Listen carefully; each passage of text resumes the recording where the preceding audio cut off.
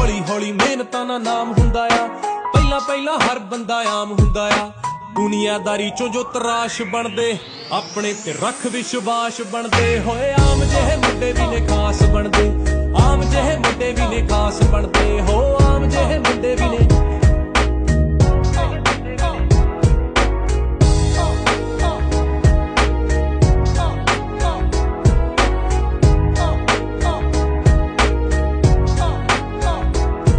ਮਨ ਸੱਚਾ, ਸੋਚ ਉੱਚੀ, ਮਿਹਨਤੀ ਵੀ ਹੋਵੇ।